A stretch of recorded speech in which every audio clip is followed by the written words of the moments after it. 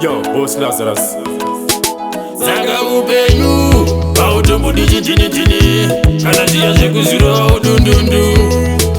yonestipi yosinguche Saka nasi chiri kwako mangwana chiri kwangu upenyu bora ziva unotenderera rataiti dziva rakaita zambuko kana chaite muno chose vawani nasi chiri kwako mangwana chiri kwangu upenyu bora ziva unotenderera rataiti dziva rakaita zambuko chaite muno chose vawani kana enda yakwenyu zviro zvekushainira vamwe kwauita nayo mangwana zuva rikapisa usachuka kaisika ikauye nowa munoputika zvita zvinooneka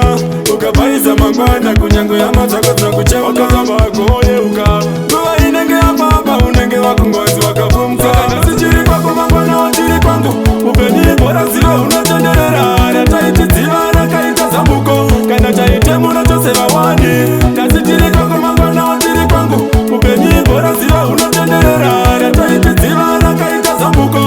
chaite muno chose vawani ukaita chakanaka watozviitira waita chakaipa watozviitira vayavaeva waishora mangwana ndiyo vanouya vakukubatsira dziita kuremekedzawo vamwe dziita kugarisana nevamwe yosinguche yonestipi dziita kubatsirana nevamwe saka nasi chiri kwako mangwana wachiri kwangu upenyu bora ziva unotenderera rataiti dziva rakaita zambuko kana chaite muno chose vawani nasi chiri kwako mangwana wachiri kwangu upenyu bora ziva unotenderera rataiti dziva rakaita zambuko chaite muno chose vawani kana enda yakwenyu zviro zvekushainira vamwe kwauita nayo mangwana zuva rikapisa usachuka kaisika ikauye nowa munoputika zvita zvinooneka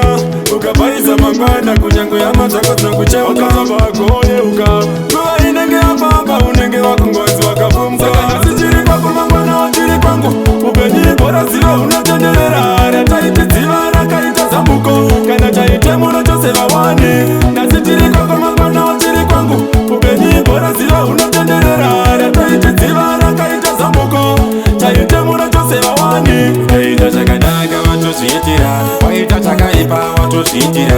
vayavaeva waishora mangwana ndiyo vanouya vakukubatsira dziita kuremekedzawo vamwe dziita kugarisana nevamwe yosinguche yonestipi dziita kubatsirana nevamwe saka nasi